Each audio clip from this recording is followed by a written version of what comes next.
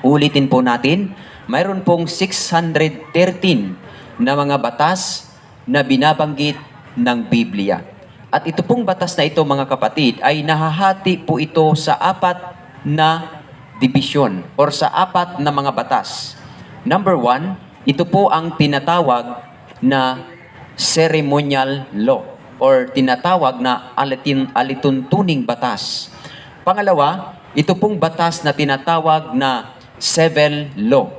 Ito po ang civil law, mga kapatid. Uulitin po natin. Kabilang po dito ang kautusan na sa pagkaaraw ng Sabat, ikaw ay gumawa, ikaw ay babatuhin hanggang sa ikaw ay mamatay.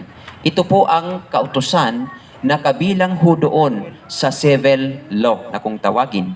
At yung pangatlong kautusan, ito po ang kautusan na tinatawag na health laws. Ito pong health laws, mga kapatid, mga kaibigan, sa susunod natin na pag-aaral ay atin pong matatalakay dito sapagkat ito po ay patungkol sa batas sa pagkain or sa pangkalusugan. At yung ikaapat na batas, mga kapatid at mga kaibigan, ay walang iba kundi ito pong kautusan na moral law, which is the Ten Commandments. Pagka sinabing Ten Commandments, ito po ang moral law, which is the standard of right and wrong. Makikita po natin dito ang kasalanan. Sapagkat ito pong kautusan na Ten Commandments, hindi kasalanan, kung paano ang paglabag or kung paano ang tao'y nagkakasala. Ito po ang ibig nating sabihin. Sapagkat dito po sa Ten Commandments ay binabanggit po dito, mga kapatid, mga kaibigan, kung ano ang pagsuway at kung anong mga batas ito na binabanggit dito sa aklat ng Biblia patungkol sa Ten Commandments. Uulitin po natin, ang Ten Commandments or 10 utos, ito po ay tinatawag na moral law or universal law. Kaya naman, dito po natin ipo-focus ang ating pag-aaral sa tinatawag na universal law or the Ten Commandments. Ito po, mga kapatid, mga kaibigan namin na minamahal, sa lugar na ito na nakikinig ng salita ng Panginoon, ay particular ay atin po itong mababasa sa aklat ng Exodus chapter 20. Sapagkat dito po una ibinigay ng Diyos sa bayan ng Israel. Pansinin po natin na itong kautusan, una, ay ibinigay po ito sa bayan ng Israel. Pagka ang Israel ay ating napapakinggan, yung salitang Israel, ito po, mga kapatid, ay yaong mga tao na kabilang sa bayan ng Diyos. Ibig sabihin, sa kanila nagsimula ang pangako ng Diyos sa kaligtasan. Kaya nga ang tawag sa atin noon, tayo na mga tao na nabubuhay sa balat ng lupa, hindi po tayo noon kabilang sa bayan ng Diyos. Sapagkat ang tawag po sa atin ay lo-ame, sa Hebrew word na lo-ame. Ibig sabihin, hindi ko bayan. Number 2, itong salitang bayan ko, sa Greek, sa Hebrew word na salitang ame. Ibig sabihin, bayan ko. Ito po ang mga tao ng Diyos na tinawag naman kanya, ang tawag ng Diyos sa kanyang bayan, sa tao niya, ay bayan ko. Ngayon, mga kapatid, mga kaibigan, titingnan natin ang Biblia kung ano ang sinasabi patungkol sa moral law. Sapagkat uulitin po natin, mga kapatid, ito pong moral law, which is the Ten Commandments or 10 utos, ito po ay nag-i-exist sa panahon natin ngayon. Una, sa kautusan na binabanggit po dito sa Ten Commandments, ay mababasa po ito natin sa aklat ng Exodus, chapter 20, verses 1 to 17. Medyo mahaba-haba po ito, pero atin pong gagawa ng paraan na atin po itong paiiksiin.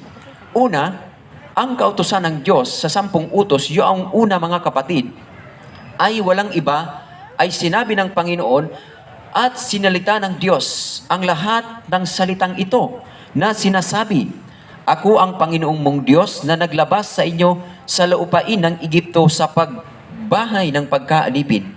Huwag kang magkakaroon ng ibang Diyos sa harap ko. Unang utos, mga kapatid, sa 10 utos, na huwag kang magkakaroon ng Diyos or ibang Diyos sa harapan ko. At yaong pangalawa na sinasabi na huwag kayong or huwag kang gagawa ng larawan para sa inyo na inanyuan na kawangis ng nasa langit o nasa lupa o sa ilalim ng lupa na dapat mong sambahin sapagkat akong Diyos ay manibughuin. Huwag mo silang sasambahin man, ni luluhuran man, sapagkat akong Diyos ay manibughuin. Ito po mga kapatid ang pangalawang utos ng Diyos. Ang pangatlong utos ng Panginoon na sinasabi ng Biblia na huwag mong gagamitin ang pangalan ng Diyos sa walang kabuluhan. At yaong ikaapat na utos ay alalahanin mo ang araw ng Sabat upang ipangilin. Sa ibang salin mga kapatid, na alalahanin mo ang ikapitong araw upang ipangilin. Pansinin po natin mga kapatid, na itong una hanggang pang-apat na utos, ito po mga kapatid ang summary or detalye kung paano natin iibigin ang ating Diyos na manlalalang. At yaong pang-limang-anim hanggang pang-sampung utos, yung pang-lima na utos hanggang sa 10 utos, na sinasabi po sa pang-limang utos, na igalang mo ang iyong mga magulang. At yung ika-6 na huwag kang papatay, na huwag kayong papatay. At yung ikapito na huwag kayong mangangalunya. At huwag kayong magnanakaw. At huwag kayong sumaksi sa di katotohanan. At huwag mong pagnanasaan ang pag-aari ng iba. So itong 5 pang nautos hanggang pang-10 ay dito po idinidetalye kung paano natin iibigin ang ating Diyos na manlalalang. Kaya kung ating mapapansin mga kapatid, mga kaibigan ko, ito pong tinatawag na moral law, which is the 10 commandments, or 10 utos, ito po mga kapatid ay nag-i-exist sa panahon natin ngayon. Sapagkat uulitin po natin, pagka ang isang tao ay magnakaw sa panahon natin ngayon, natatawag pong kasalanan ang pagnakaw dahil po mayroong kautusan na huwag kang magnanakaw. Pagka ang isang tao ay nangalunya, natatawag po nangalunya or pangangalunya ang kanyang ginawa dahil po ito sa kautusan na huwag kang mangangalunya. Mayroon naman pong utos na pagka ang isang tao ay hindi rumerespeto sa kanyang magulang, ito po mga kapatid ay kasalanan sa Diyos. At kung mayroon mang utos na sinasabi na huwag mong pagnanasaan ang pag-aari ng iba, pagka ang isang tao ay nagnanasa ng pag-aari ng kanyang kapwa, ito po mga kapatid ay kasalanan sapagkat sinasabi po ng kautusan ng Diyos na huwag mong pagnanasaan ang pag-aari ng iba. Ngayon mga kapatid, mga kaibigan, maliwanag na binabanggit po ng Biblia na ito pong kautusan na ito, na 10 commandments ay applicable pa po ito sa panahon natin ngayon, sa huling panahon natin ngayon. Kaya mali pong sabihin ng karamihan na sinasabi po nila na wala na ang kautusan para lang ito sa Israel. Sapagkat kung atin pong sasabihin natin na para lang sa Israel ang kautusan, ay dapat ngayon ay pwede nang pumatay. Ay dapat ngayon ay pwede nang magnakaw. At dapat ngayon ay pwede nang mangalunya. Subalit hanggang ngayon mga kapatid, yung pangangalunya, yung pagnanakaw, yung pagkapuot or pagpatay sa ating kapwa ay kasalanan pa rin ito hanggang ngayon sapagkat mayroon po kautusan na binabanggit ang Bible na huwag kayong magnanakaw. Kaya maliwanag mga kapatid, mga kaibigan, ito pong pang-5 utos hanggang pang-10 ay dito po idinidetalye kung paano natin iibigin ang ating kapwa. Ngayon mga kapatid, mga kaibigan, babalikan po natin itong kautusan na pag-ibig sa Diyos. Uulitin po natin. Number 1, sabi po ng Biblia na huwag kayong magkaroon ng ibang Diyos sa harap ko. Mapapansin po natin na ang may sabi po nito ay walang iba kundi yaong Diyos na manlalalang. Yung Diyos na gumawa ng langit, yung Diyos na gumawa ng lupa at ng mga bukal ng tubig, at Diyos na nagbigay po sa atin ng ating mga buhay. Siya po ang dapat natin na sambahin at paglingkuran. Kaya kung mayroon mang tao na nagsasabi at nagkiklaim na siya ay anak ng Diyos, siya ang kapalit ng Diyos, at nagpapasamba siya sa tao, ito po mga kapatid, mga kaibigan, pagka atin po itong sinamba ang nilalang, kasalanan po ito sa Diyos na sinasabi ng Biblia. Pangalawa mga kapatid, sinasabi po ng Bible sa pag-ibig sa Diyos sa pangalawang utos na huwag kayong gagawa ng larawan para sa inyo na kawangis ng nasa langit o nasa lupa o sa ilalim ng lupa na dapat mong sambahin sapagkat akong Diyos ay manibuguin. Ito palang paggawa ng larawan, mga inukit na larawan na ginawa ng tao ay hindi po ito kinakailangan luhuran ng tao. Sapagkat yung isang paggawa ng pagluhod, ito po ay uri ng pagsamba. Ang pagyukod, ito po'y uri ng pagsamba. Binabanggit po ng Biblia at tayo po'y pinapaalalahanan na pagka ang isang tao ay nagyuyukod or sumasamba sa nilalang or mga rebulto na ginawa lamang ng tao, ito po mga kapatid ay kasalanan sa Diyos. Sapagkat bakit po at ano po ang sabi ng Panginoon? Sapagkat akong Diyos ay manibughuin.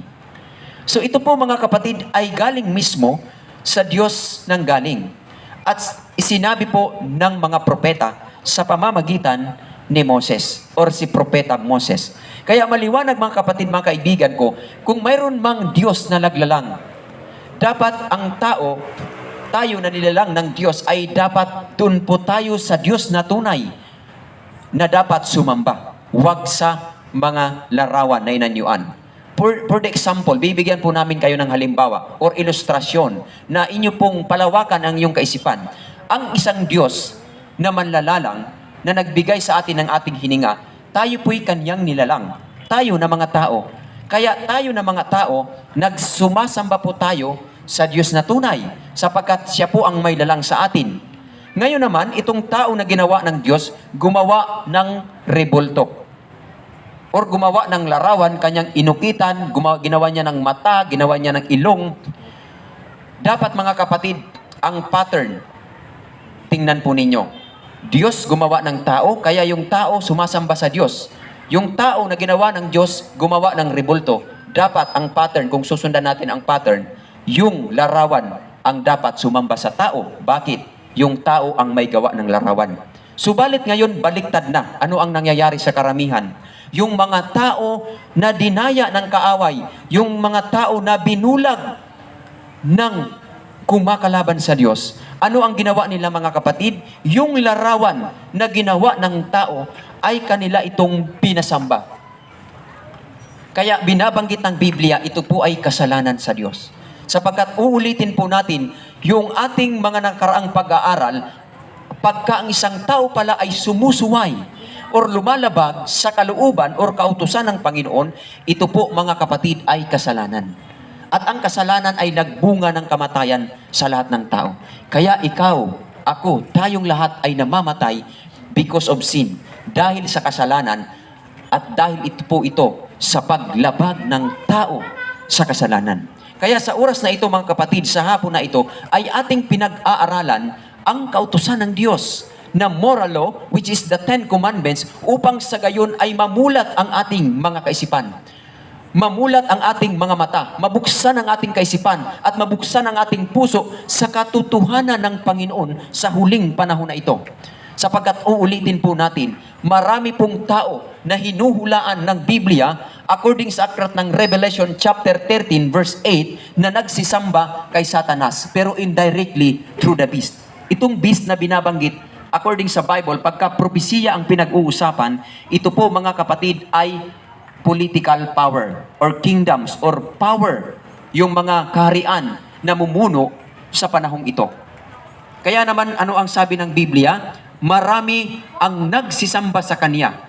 Kanino? Doon sa dragon. Ang dragon, pagka binabanggit ang Bible, it's represent the Satan. Ito pong dragon na word, ito po ay figuratively upang ipakita or ipakilala ang katangian or walang iba kundi si Satanas.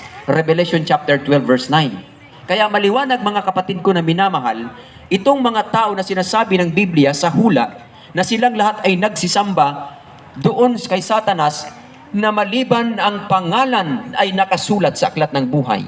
Ito po mga kapatid ay katotohanan ng Diyos na gustong ipaalam sa inyo sa lalong madaling panahon. Sapagkat ito po ay nakahula na. Ano ang sabi? Lahat ng mga nananahan sa lupa. Ibig sabihin, mga nabubuhay na tao. Ang mga hindi nadaya, ang hindi ang natangay na at hindi nalinlang, yaong mga tao na ang pangalan ay nakasulat sa aklat ng buhay na iniingatan ng kordero. Ang kordero is represent sa ating Panginoong Hesukristo.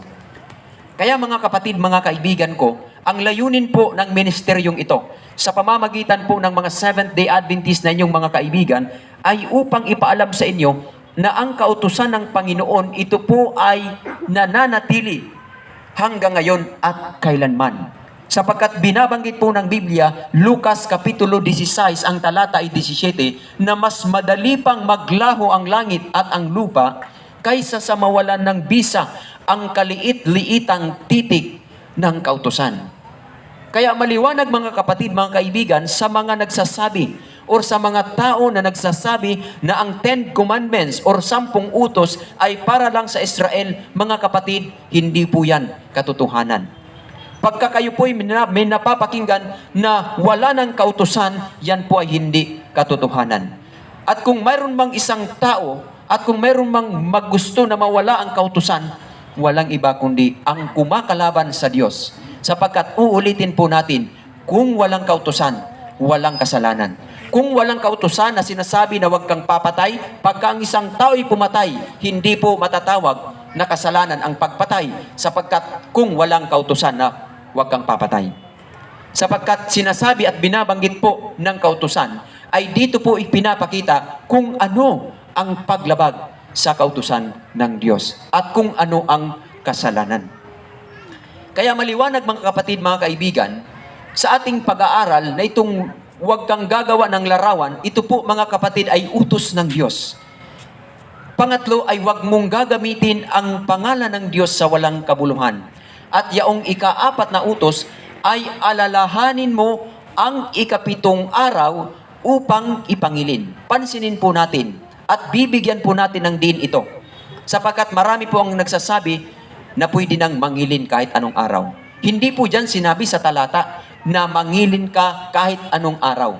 Kundi ang sinasabi po sa Exodo chapter 20 verse 8 na alalahanin mo ang ika-7 araw upang ipangilin.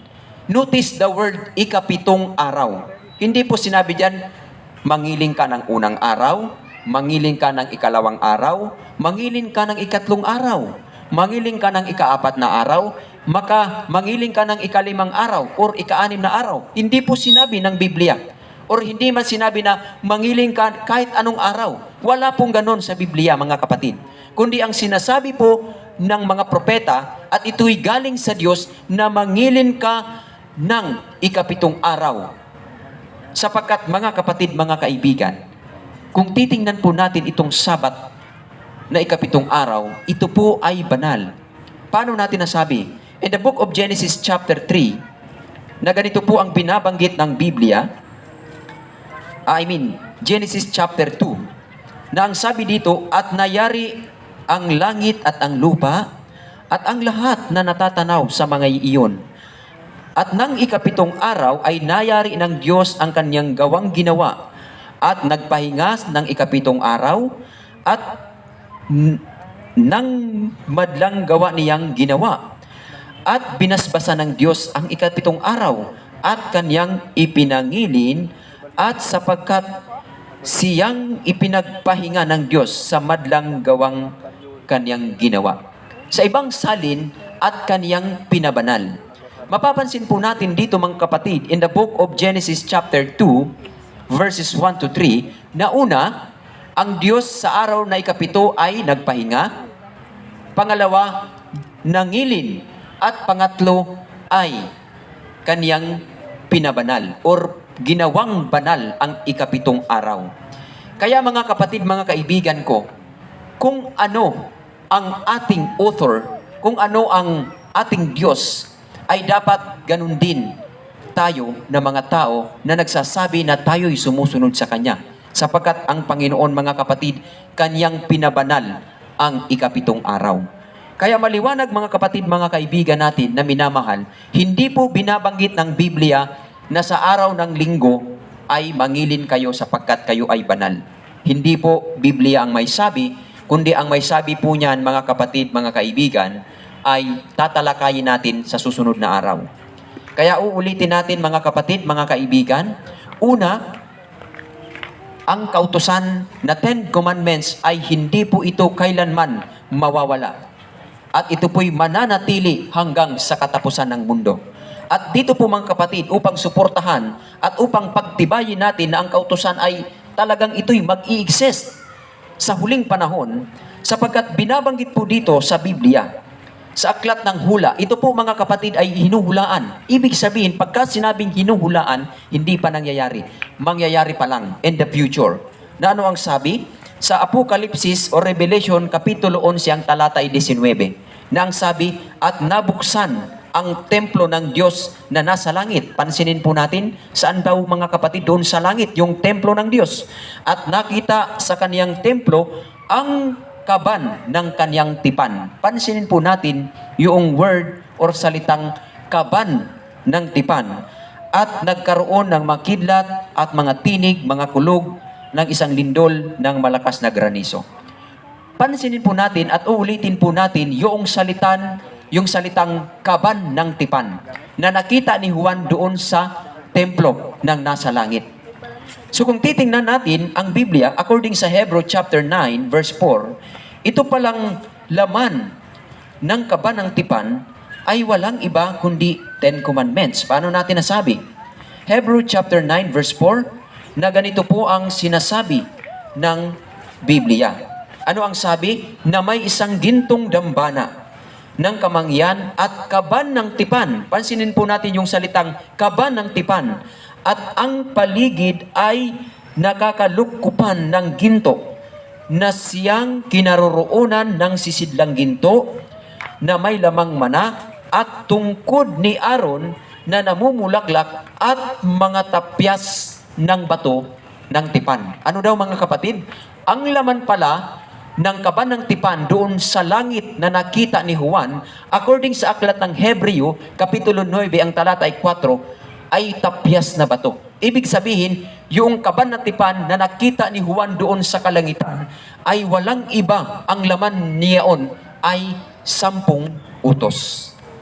At mga kapatid, mga kaibigan, itong 10 utos, ito po ang gagawin na saksi doon sa araw ng paghuhukom. Sapagkat lahat ng tao na mga masasama sa buong sanlibutan ay hahatulan ng Diyos. At itong kautusan, mga kapatid, ito po ang magsisilbing batayan ng Panginoon sa araw ng paghahatol o sa araw ng paghuhukom. Kung ikaw po ba ay sumusunod sa kautusan ng Diyos o lumalabag ka? Kaya pagka ang isang tao ay lumalabag sa kautusan ng Panginoon at hindi nakapagsisi at patuloy na lumalabag sa utos ng Panginoon, sinasabi po ng Bible ay kaawa-awang nilalang. Ang sasapitin, mga kapatid, hindi po ito pananakot. Biblia po ang may sabi na doon sa naglalagablab na apoy at asopre na siyang ikalawang kamatayan. Subalit ngayon, mga kapatid, mga kaibigan ko, sa hapon na ito, sa ating pag-aaral, ay atin pong napag-alaman at nalaman po natin na ito pong 10 utos, ito po ay napakahalaga at ito po ay nananatili sa huling panahon na ito. Isipin po natin, mga kapatid, na kung bakit ang ating Panginoong Hesukristo, na siya po ay namatay sa krus, ito po'y dahil sa atin, sa inyo, sa akin, na tayong lahat ay mga makasalanan, na gusto niyang iligtas mula sa pagkaalipin ng kasalanan. Kaya nga ang ating Panginoong Hesukristo, nang siya po'y nagkatawang tao dito sa balat ng lupa, pagka siya po'y nagtuturo patungkol sa buhay na walang hanggan, ang kaniyang turo, mga kapatid, mga kaibigan, ay walang iba kundi 10 Commandments. Lucas Kapitulo 18, ang talata ay 18. na mayroong isang tao na nagtanong sa kanya na, Panginoon or Guro, ano ang gagawin ko upang magmana ng walang hanggang buhay? Ang sagot ng ating Panginoong Jesucristo, alam mo ba ang kautusan? Kaya ang sabi ni Kristo, ang sagot ng binata, alin po ba sa mga iyon ang sagot ni Kristo? Huwag kang papatay, huwag kang magnanakaw, huwag kang mangangalunya, at igalang mo ang iyong ama't ina. Kaya mga kapatid, mga kaibigan, si Kristo ang turo ng ating Panginoong Jesucristo. Walang iba kundi yung moral law na kanyang ipinapakita, at ito'y nagiging salamin according sa Galatia Kapitulo 3 talata 24, na ito pong mga kapatid na 10 commandments or kautusan ay nagsisilbing salamin sa tao upang wag tayong magkasala magmuli. At itong kautusan mga kapatid ay nagsisilbing salamin upang tayo ay hatid kay Kristo. At sa pamamagitan ng kautusan na sinasabi na huwag kang gagawa ng larawan na dapat mong sambahin, pagka ang isang tao'y gumagawa ng larawan at kanyang sinamba, ito po'y kasalanan sa Diyos. Ipinapakita ng kautusan na tayong mga makasalanan ay dapat na lumapit kay Kristo. Mga kapatid ko na minamahal, huwag po natin antayin ang panahon na tayo'y mawawala sa sanlibutan na ito, na hindi man lamang tayo nakapagsisisi sa mga kasalanan nating ginagawa sa pang-araw-araw. Isipin po natin mga kapatid kung bakit ang Diyos ay nagtitimpi ng mahabang panahon, dahil ito po ay minamahal tayo ng Diyos sa pamamagitan ni Kristo. Sinasabi po ng Biblia, ikalawang Pedro Kapitulo 3 ang talata ay 8 hanggang 9, na huwag ninyong iisipin na sa Panginoon ang 1,000 taon ay katulad ng isang araw lamang, at ang isang araw lamang ay katulad ng 1,000 taon. Ang Panginoon ay hindi nagpapabaya ng kanyang pangako gaya ng inaakala ng ilan, na kanyang binibigyan na ang lahat ng tao ay makapagsisi at tumalikod sa kanilang mga kasalanan, dahil hindi niya nais na mapahamak ka kapatid. Minamahal ka ng Diyos. Kaya sa mga oras na ito, habang ako'y dumadalangin, aking pong dalangin na kayo rin po ay manalangin dyan sa inyong kinaroroonan. Huwag po natin patigasin ang ating mga puso. Alam ko po na nakikinig kayo. Hindi na po natin alam kung kailan tayo mamawala. Ito po ay hindi isang lihim na dapat po natin ngayong malaman, kaibigan. Baka bukas ay natin maaaring huli na. Sa inyong pagtulog mamayang gabi ay hindi po ninyo nalalaman na sa araw ng bukas kung buhay pa kayo, buhay pa tayo, buhay pa ako. Tanging ang Diyos lamang nakakalam. Pero kapatid na minamahal, ito po ang oras ng iyong kaligtasan. Manalangin ka dyan sa Diyos sa iyong kinaroroonan. Habang ako'y dumadalangin, manalangin pa kayo kapatid, sapagkat ang Diyos ay napapakinggan niya ang ating mga dasal. Napapakinggan ng Diyos ang ating nilalaman ng ating mga puso. Tayo po'y manalangin. O Diyos na makapangyarihan sa lahat, nagpapasalamat po kami na kayo po ang Diyos na patuloy na naghahanap sa tao para maligtas. Patawarin niyo po kaming lahat, Panginoon, sa aming nagagawang mga kasalanan sa inyo, sapagkat wala po kaming magagawa, Panginoon, kung wala ka. Tulungan niyo po ang lugar na ito, na nawa, Panginoon, sa darating na panahon, pagka ang mga hula na nilalaman ng propesya ay maganap na, ay maraming tao ang tumugon sa panawagan mo, O Diyos. Patawarin niyo po kaming lahat, kasama ang lugar na ito, Panginoon, sa mga pagkakamali namin na nagagawa at napaglabag sa iyong mga kautusan. Salamat, Panginoon, na kayo po ang Diyos na puno ng pag-ibig at puno ng pagmamahal sa lahat ng tao sa balat ng lupa, at nag-aantay ng mga tao ay muling manumbalik sa inyo. Maraming salamat sa pagmamahal at sa pakikinig ng aming mga dalangin. Sa pangalan ni Jesus Christ na aming tagapagligtas. Amen.